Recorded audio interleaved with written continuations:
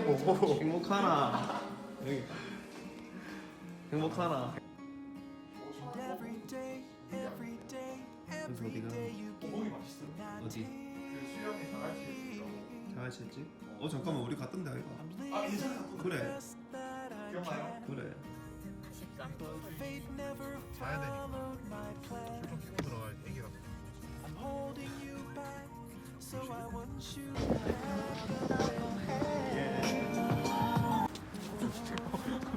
아 이거 쓰레기차 왔네. 저거 오면 원래 밤에 봐야 돼. 맞아. 영화가 중앙에 나오네.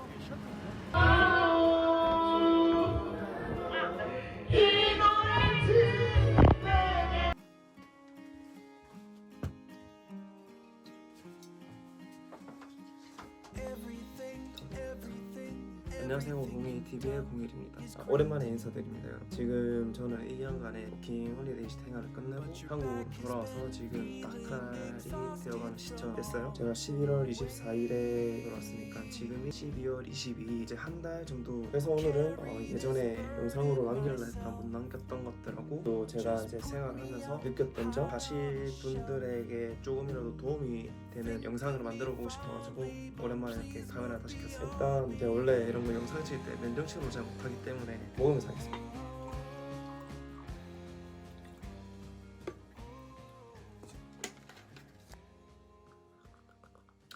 일단 처음으로 뭐 제가 말씀드릴 거 뭐냐면, 일단 그래서 가서 좋았냐 뭐 이런 거겠죠. 저는 개인적으로 만약에 기회가 된다고 한다면 한 번 더 가고 싶다 이런 느낌이 들었어요.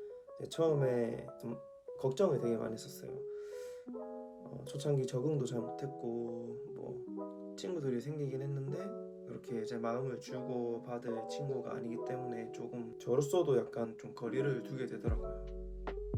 그래서 그런 적응 기간이 필요했었는데 그거를 좀 제가 잘 넘긴 것 같아서 그 이후에는 제 룸메이트 친구들이 되게 저를 잘 케어해줘서 어떻게 보면 저는 사람을 되게 잘 만난 케이스죠. 그래서 지금 와서 생각하면 또 일을 하면서도 친하게 지내는 저희 직원들 친구들하고도 잘 어울리면서 재밌게 잘 보냈던 것 같습니다. 그래서 뭐가 재밌었냐? 그렇게 생각하면 제가 또 이렇게 생각이 되더라고요. 왜냐면 어차피 노는 게 한정돼 있어요.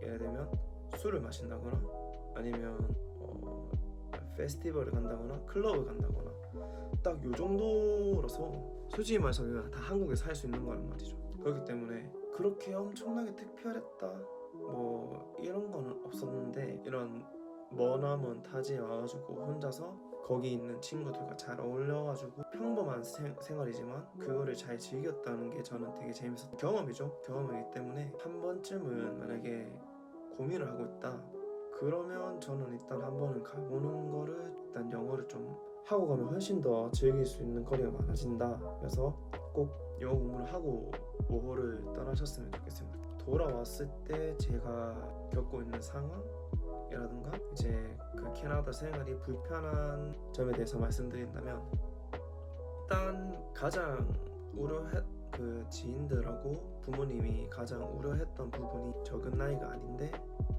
갔다 와서 경력 단절이 되지 않냐 라고 하시는데 그 말도 없지 않아 있는 것 같아요. 왜냐면 지금 저도 이제 공부를 더 할지 바로 취업을 할지 고민을 하고 있는 중이라서 그 텀이 좀 생기다 보니까 조금 거기에 대한 투자도 다시 시간을 들어서 투자를 해야 하기 때문에 그런 부분이 조금 있긴 하지만 한번 그냥 생각할 수 있을 거, 저는 그래요. 기간이 또 생길 수 있다고 생각하거든요. 제가 전에 그 워킹 홀리데이로 돈을 볼 수 없다라고 이렇게 영상을 올린 게 있는데 거기에서 그 당시 이런 댓글이 달렸었단 말이에요. 왜 돈을 못 모으냐, 너무 극단적인 썸네일로 하신 거 아니냐, 이런 댓글을 제가 봤단 말이에요. 근데 그 당시 제가 생활했을 때는 진짜 그 상황이었어요. 왜냐면 그때는 코로나가 심해서 모든 테이크아웃 위주로 그 음식을 팔다 보니까 이런 팁에 대한 부분이 확실히 적었어요.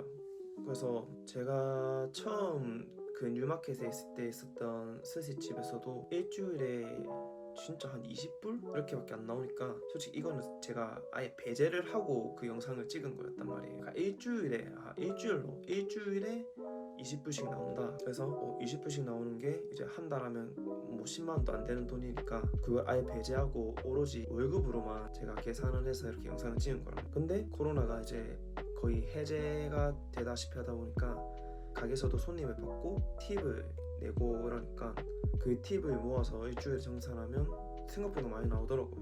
뭐 한 달에 몇십만 원씩 이렇게 나오더라고요. 그래서 그거를 전혀 모를 때 제가 찍은 영상이라서 그거는 전에 코로나 때 영상이었구나 이렇게 생각해 주시면 될 것 같아요. 그래서 이제 그 부분 좀 이따가 다시 얘기할 건데, 불편했던 점이 뭐가 있냐, 일단은 다 아마 거기 지금 살고 있는 유학생 친구들 또 혹은 뭐 캐네디언 친구들이랑 이렇게 얘기를 해보면 그 친구들도 오래 살았지만 할 게 없다고 이렇게 얘기를 해요. 저도 1년밖에 안 살았지만 살아보니까 어차피 하는 건 똑같아요. 한국이랑. 예를 들면 술을 마신다거나 친구를 만나서 뭐 카페를 가거나 밥을 먹거나 하긴 해요. 뭐 우리도 그게 다잖아요. 근데 거기는 첫 번째 술을 파는 곳이 정해져 있어요. ACBO라고 딱 정해져 있는데 거기에서만 술을 파는데 거기가 8시나 9시 문을 닫아요. 그러면 그 뒤에는 술을 살 곳이 없는 거. 그렇기 때문에 집에서 쟁여놓고 술을 미리 사놓고 이제 집에서 파티를 한다거나 이런 문화가 좀 발달돼 있는 것 같아요. 제가 생각하기에는. 그래서 결국에는 우리는 이제 한국 같은 경우에는 새벽 늦게까지 하는 선택지가 있으니까 어디를 가자 이렇게 마음 편하게 정할 수 있는데 거기는 또 그런 게 좀 적다 보니까 놀 수 있는 공간이 부족했던 것 같아요. 그리고 또 이건 제 성향이나 취향일 수도 있는데 저는 거의 외국 펍은 한 10손가락 안에 들 정도밖에 안, 그냥 거의 한국 술집을 많이 그랬던 것 같아요. 왜냐면 제가 뭐 음식이 저한테는 좀 잘 안 맞았어요. 제가 뭐든 다 잘 먹긴 한데 좀 잘 안 맞아서 그나마 찾게 되는 음식이 한국 음식점들은 한국에서 먹는 것보다 솔직히 맛이 없지만 그거를 따라가려고 그런 느낌으로 오다가 해서 그런 쪽으로 많이 갔던 것 같아요. 선택지가 없었죠. 놀 데가 없고. 그리고 또 이제 저희가 한국 같은 경우에는 여행을 간다고 하면 부산에서 서울을 가요. 서울을 가면 어차피 비행기나 KTX로 3시간 안에는 다 간단 말이죠. 비용도 생각보다 안 비싸잖아요. 비용 부분이 좀 적단 말이죠. 근데 캐나다 같은 경우에는 놀려면 일단 차가 무조건 필요하고 다 비행기가 없으면 못 가는 그 정도 거리라서 뭐 차 타고 가긴 한데요. 기차 타고 8시간씩 걸리고 비행기 안 타면 몬트리올까지 8시간 걸리고 오래 걸리고 이렇게 하더라고요. 그러니까 당연히 비행기 이런 걸 타다 보니까 금액이 높아지고 또 날을 잡고 가야 하니까 그런 부분에서 한국처럼 자유로운 여행을 즐길 수 없다 보니까 진짜 기분 전환하기가 조금 힘들었어요. 저는 그랬어요. 그래가지고 되게 제한적인 상황에 놓여있다 보니까 질린다 해야 하나? 그런 게 없지 않아 있었던 것 같아요. 그리고 또 교통이 되게 불편한 게 뭐냐면 저 같은 경우에는 술집에서 일을 했단 말이에요. 술을 파는 그런 레스토랑에서 일했는데 오후에 출근해서 새벽에 마친단 말이에요. 지하철이 도중에 끊기는 경우가 되게 많아요. 가다가 제가 일하는 곳이 다운타운이었는데 가다가 막 끊겨 차가 한 번에 안 가고. 그래서 버스 셔틀이 잘 돼 있긴 한데 그거 자체 갈아타는 거 자체가 되게 스트레스였단 말이죠. 그리고 또 지하철 안에서는 안 터져요. 제가 좀 불편했던 것 같아요. 그게 그때 살 때는 그런 생각 못 했는데 불편한 점을 딱 얘기해봐라 이렇게 딱 하면 그게 떠오르더라고요. 제가 살면서 좀 불편함을 느꼈었나 봐요. 적응을 해서 잘 몰랐던 거지. 그리고 이제 그 팁 문화를 또 얘기를 해볼게요. 이제 다 아시다시피 우리나라는 부가세가 다 포함된 가격을 메뉴판에 적어놓잖아요. 그래서 예를 들어서 식당에 가서 뭐 2만원 적혀있는 거 2만원을 내면 그게 결제가 끝이잖아요. 근데 그 캐나다에서는 팁과 텍스가 그 안 붙어있는 가격을 적어놓는 거란 말이에요. 그래서 밥을 20불치 먹었는데 부가세가 붙네? 부가세가 또 한 10%, 10몇 프로인가? 부가세가 한 10몇 프로인가 이렇게 붙어요. 붙고 거기에 이제 뭐 맥도날드 이런 거 프랜차이저가 아니고 식당, 그냥 식당이다 그러면 무조건 적은 아니지만 거의 반강제적으로 팁이 붙는단 말이죠. 팁이 붙으면 또 15%씩 내야 돼요. 무조건 먹은 거에 15%에서 뭐 18% 이렇게 내야 하니까 자기가 생각했던 것보다 훨씬 많은 금액이 나오고, 그래서 노팁 내는 사람인데 그러면 엄청 욕을 한단 말이에요. 저도 욕을 해봤고. 그래서 그런 물가 측면에서도 많이 비싸기도 비싸고 한국보다 많이 비싼 것 같아요. 물건 살 때 꼭 한 번 더 생각을 하게 되더라고요. 그래서 그런 것도 약간 저한테는 그게 좀 불편한 점이었던 것 같아요. 하지만 그게 장단점이 있었던 거죠. 제가 일했던 곳이 회전율도 빠르고 바쁜 그런 술집이었단 말이죠. 그러니까 하루 매출이 진짜 여름 같은 경우는 패티오를 열었으면 거의 하루에 10,000불? 하루에 1,000만 원 정도 매출이 나왔었어요. 거기서 팁을 하면 하루에 거의 못해도 10만 원 정도 나와요. 팁으로만 저희가 가져가는 게 인당. 서버는 그거의 2배, 3배. 그러다가 이제 약간 지금 그 마지막에는 좀 바뀌어서 6대4에서 저희가 진짜 많이 받을 때는, 제가 진짜 많이 받았을 때가 한 160불 하루에 그렇게 받았었어요. 주말에 금토 이런 날에는 진짜 하루에 그렇게 받았었던 것 같아요. 그래서 팁이 일주일에 600불씩 이렇게 났단 말이에요. 그러니까 60만 원씩 월급 제외하고 팁으로 받는 돈이. 그래서 제가 첫 번째 가게에서도 그렇게 적게 받아서 그걸 아예 치지도 않았는데, 두 번째 가게에서는 팁이 또 밀리는 가게였단 말이에요. 그래서 제가 팁에 대한 인지를 전혀 못하고 있었어요. 팁을 나중에 줄게. 그래서 저는 그래 일주일에 20불씩 받는 건데 받아가지고 언제 줄 건데, 이거 받아봤자 모아서 한 번에 받자 해가지고 기대 안 하고 있었는데, 제가 그 가게를 퇴사하면서 그 팁 정산하는 것도 까먹고 있었단 말이에요. 그런데 이제 나중에 저한테 연락이 오더라고요. 어떻게 받을래 해서 제 그 같이 일하는 동생이 저한테 주러 왔어요. 형 팁 나왔어요 해서 그래 뭐 한 200불 나왔나 해가지고 봤는데 생각보다 엄청 많이 나온 거예요. 한 70불인가?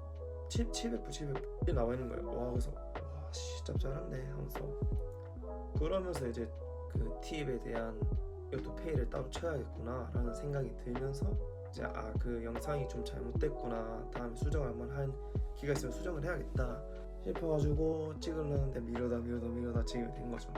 어차피 근데 이걸 한번 얘기를 하려고 했었어요. 아무튼 그렇게 팁이 생각보다 잘 나오고 이러면 돈을 모을 수가 있더라고요. 저도 모으기도 했고, 정확한 금액은 크진 않아요. 크진 않은데 그래도 제가 생각했던 그 앞전 영상에서처럼 이렇게 쭉 엄청 타이트하게 모은 게 아니고, 저도 즐길 건 다 즐기면서 놀 거 다 놀고 술 마실 거 술 마시고 그렇게 모아온 것 같아요.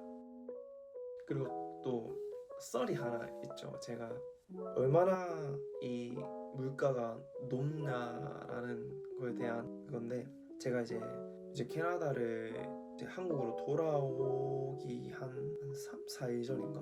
아무튼 그때 이제 친구들하고 가게에서 이제 좀 싸게 놀자 해가지고 술을 마셨어요. 가게에서 이제 서비스 받고 이것저것 해가지고 해서 5명이서 뭐 이것저것 시키고 소주 한 병 막 20불짜리 그래도 일단 시키자 해가지고 디스카운트 되면 얼마 안 하겠지 하고 시켰어요. 그래서 다 먹고 이제 결제를 동생이 했어요. 그 직원 동생이. 그래서 뭐 다음날 뭐 우리한테 보내라 해가지고 했는데 그게 1차였거든요. 1차 다음날 형 뭐 결제한 거 나왔어요. 뭐 이거 페이 주세요 해가지고 딱 봤는데 50만 원 넘게 나온 거예요. 1차에서 술이 그렇게 막 엄청 많이 먹지도 않았는데 디스카운트를 다 하고 몇 병 안 마셨는데 50만 원씩 이렇게 나오더라고요. 그래서 그거 보고 또 한번 식겁해가지고 소주는 사치지 이러면서 했는데, 웃긴 거는 그렇게 비싼 술인데도 한국 사람은 소주가 아니면 안 되나 봐요. 제가 만약에 그 소주 먹은 거를 전부 양주, 와인 뭐한 1리터짜리 80불 이래가지고 보드카 40도짜리 그거 1리터를 어느새 다 먹겠어요, 맞죠? 그런 거 보면 진짜 술을 못 마셔서 안 마시거나 그렇게 했었어야 되지 않았나라는 그냥 우스갯소리로 하는 거죠. 아무튼 제가 하고 싶었던 말은, 요약을 해보자면 오면 재미는 없을 거예요, 생각보다. 그리고 또 엄청 춥고 비싸고 재미없고 이러면 오지 말라는 건데, 그래도 오면 좋은 경험을 한다, 이 정도로 포장이 안 될 것 같은데 이거. 아무튼 워홀을 생각하시는 분들이라면 자기가 뭘 하고 싶은지 생각을 잘 하고 오시는 게 좋을 것 같아요. 저도 생각을 많이 했지만 조금 아쉬워서 한 번 더 가볼까라는 생각도 하고 있는 중이니까, 자기가 무엇을 할지 확실하게 생각을 하고 영어를 좀 공부를 해가지고 맨 땅에 헤딩보다는 그래도 그냥 헤딩 정도로 오시는 걸 추천드립니다. 오면 진짜 많은 경험을 할 수 있을 거예요. 뭐 외국인 친구를 사귈 수 있을. 근데 외국인 친구 사귀는 건 되게 힘들 수도 있어요. 어학원 이런 게 아니면 딱히 그렇게 만날 기회가 잘 없거든요. 아무튼 월로 오시려면 각오를 좀 하시고 와가지고 한번 캐나다를 즐겨보시는 걸 추천드립니다.